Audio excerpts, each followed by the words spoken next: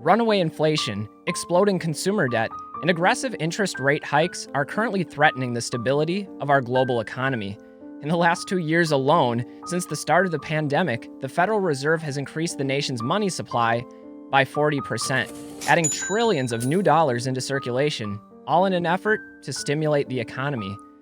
However, the inevitable side effects of all of this spending are beginning to be felt, leaving an increasing number of financial experts and institutions predicting an impending recession. What does this all mean for Pokemon cards?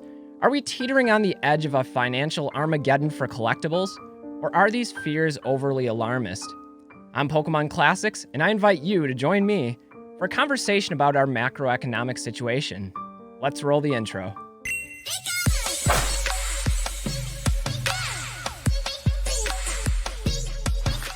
Hey everybody, what's up from Pokemon Classics, reminding you that the classics never go out of style. As mentioned in the intro, the global macroeconomic outlook has been looking increasingly bleak. Not only are we battling unprecedented levels of inflation, consumer debt, and interest rate hikes, but when you factor in the ongoing war in Ukraine, further manufacturing shutdowns in China, projections of food shortages in certain parts of the world, and high levels of volatility in traditional investments, it's downright scary. For full disclosure, I'm in no way an economist and have very little experience in the larger financial markets and institutions that drive economic policymaking. I don't know what to think about these issues, nor do I want to present myself as some sort of expert providing definitive answers. Rather, I wanted to make this video an attempt to start a larger conversation and hear from you, my viewers, about your thoughts and perspectives. Let me know in the comments below. Has inflation impacted your spending habits? Do you see any signs of weakness in the global economy? And does the broader economic outlook have any bearing on your own collecting decisions? Let me know what you think in the comments down below. Meet Jerome Powell, chairman of the Federal Reserve. At the outset of the pandemic, the Fed, at the direction of Congress and Jerome Powell, took a series of actions to preserve the U.S. economy during prolonged shutdowns. These actions included lowering interest rates to record lows to encourage borrowing and lending, printing and distributing trillions of dollars of stimulus money to businesses and consumers, and taking on significant quantities of debt through quantitative easing. In total, the Federal Reserve added approximately $6 trillion to the money supply in the last 2 years, a number so astronomically big, it's almost impossible to even conceptualize. According to one news article, if you took $1 trillion $1 bills and laid them all end to end, it would stretch 96,906,656 miles. That's more than the distance of the Earth to the Sun. I think sometimes we're quick to overlook macroeconomic factors in the market. With so much money injected into the economy, along with the pandemic shutdowns, everything was reaching record highs. Stocks, cryptocurrencies, real estate, used vehicles, and, of course, collectibles. Perhaps the 2020 explosion of Pokemon cards was less attributable to Logan Paul and other social media influencers, and more attributable to the stimulus checks, unemployment boosts, and forbearance of consumer debt payments. Even now, student loans still haven't resumed payments, and through much of the pandemic, renters and homeowners had options of delaying their payments. Now that the pendulum appears to be swinging back, could we see the opposite? Not just for Pokemon cards, but for assets across the board.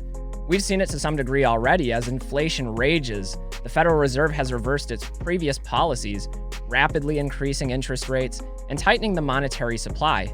In just the first 4 months of this year, the stock market is already showing negative growth, while GDP shrank in the first quarter, the first official sign of recession, by the way. And many experts have postulated that real estate and other assets may be close behind.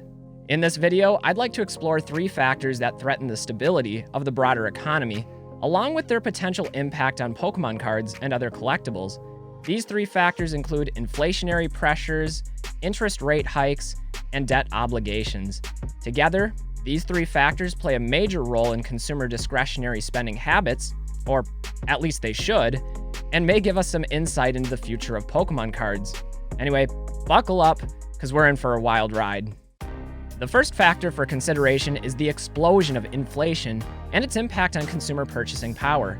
Generally, the Federal Reserve targets a steady inflation rate of 2%, using its various tools to manipulate inflation up or down accordingly.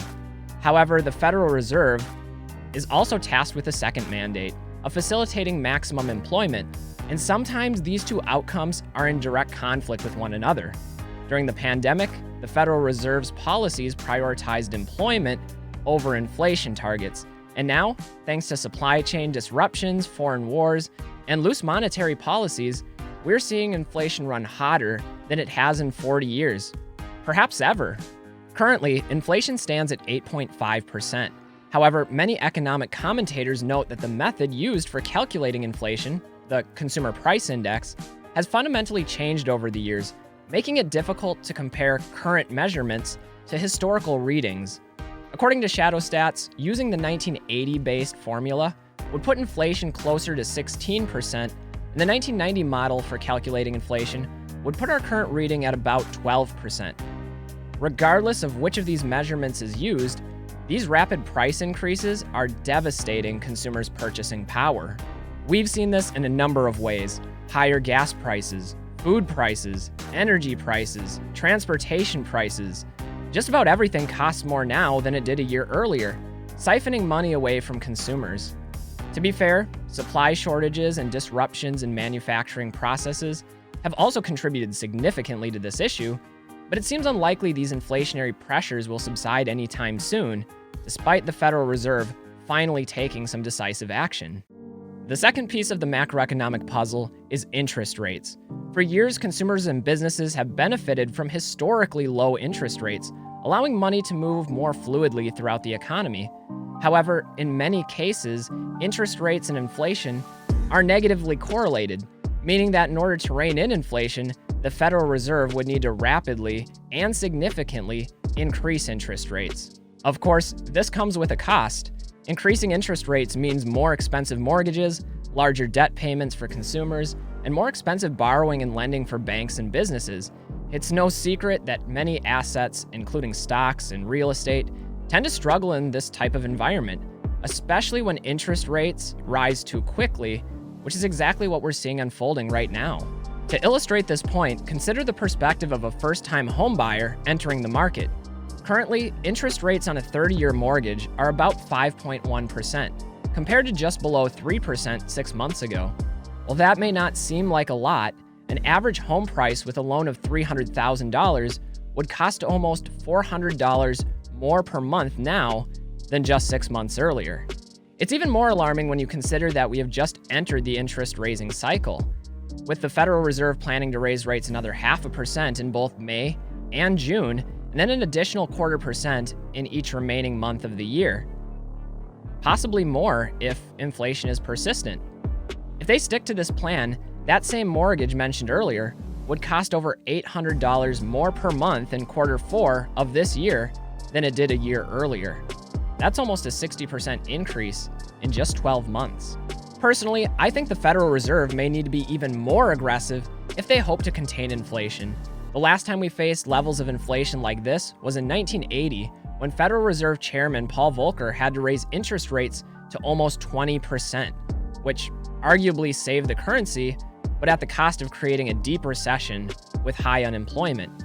It was bad, but perhaps a necessary evil. Considering our crippling national debt, however, I don't think the Federal Reserve can or will be able to raise interest rates to the level necessary to fully contain and combat inflation. The way our system works is by taking out new debt to pay and service old existing debt. But as a country, the principal balance of our national debt is so large that we run a serious risk of defaulting if interest rates run too high. We're currently at $30 trillion worth of debt, or $242,501 per tax-paying citizen. Now that's truly terrifying. The delicate balancing act of inflation and interest rates sheds a long and overdue spotlight on the real problem: debt. For decades, both government and consumer spending have been driven by debt and deficit spending rather than fiscal responsibility. In just the last 20 years, the U.S. national debt has grown from 58.16% of our national GDP to 128.75% of our nation's GDP. The U.S. is not a small country either. In fact, it outpaces every other country in the world by a large margin. And yet, we've allowed our debt to more than double in just 20 years. Here's why this is such a significant problem. As the principal balance on our debt continues to increase, so does the amount of interest needed to service our minimum debt payments. Now factor in rising interest rates mentioned earlier, and pretty soon the US government is left with two options: make massive cuts of government spending, most likely entitlement programs like Social Security, or legislate massive tax increases on the working class to generate more revenue. Both options will inevitably lead to social opposition and a lower quality of life, as citizens are forced to work more hours to maintain their current lifestyles or take on increasing levels of debt themselves. Currently, surveys indicate that 56% of Americans don't even have enough savings to cover a $1,000 emergency, and the average credit card debt is increasing at an alarming rate, with a national average of $5,585 per person. Once again, factor in record-breaking inflation for prices of goods and services, exploding interest rates, pushing up debt obligations, and the possibility of a larger economic downturn, we may be seeing some significant changes in consumer spending habits.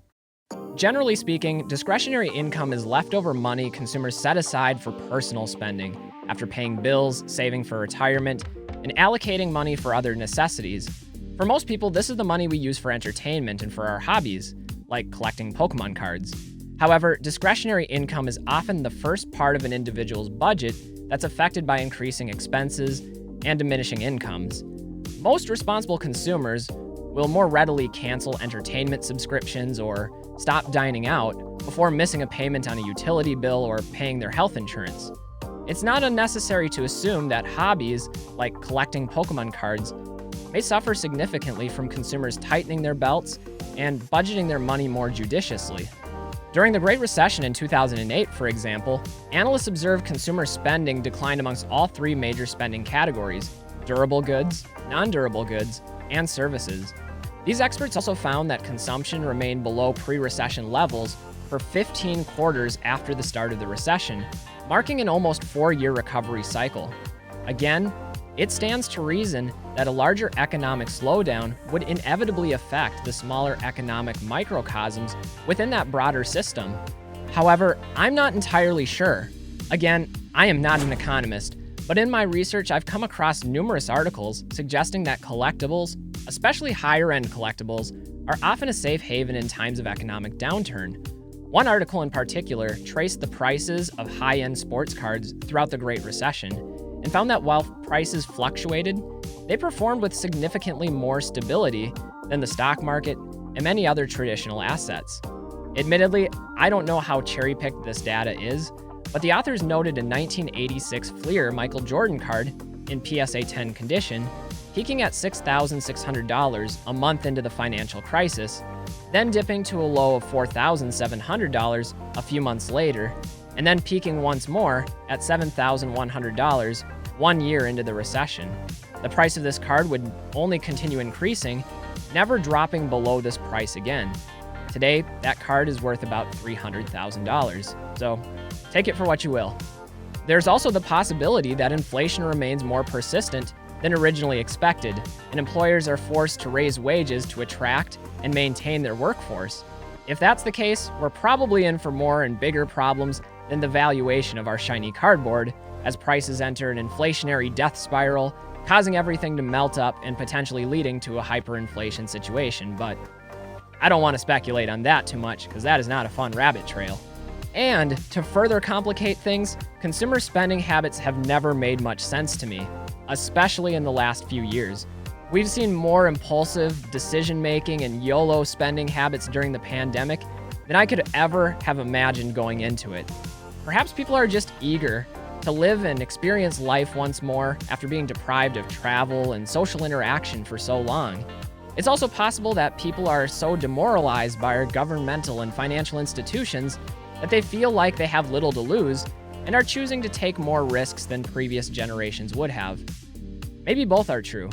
If so, I certainly couldn't fault people for feeling that way. Many of you, my viewers, have already lived through a perfect storm of life-altering events in just a few decades.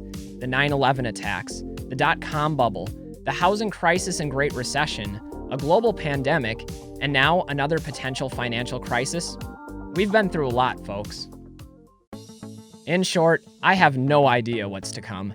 It's like solving a jigsaw puzzle with half the pieces missing and a blindfold on. But personally, I've always believed that there's no point obsessively worrying over that which we cannot control. That kind of life will only consume the joy that you do have until there's none left. For me, I'm going to continue living my life as I always have, trying to be financially responsible, living modestly within my means, being charitable to others, and using my free time and money to do the things that I love.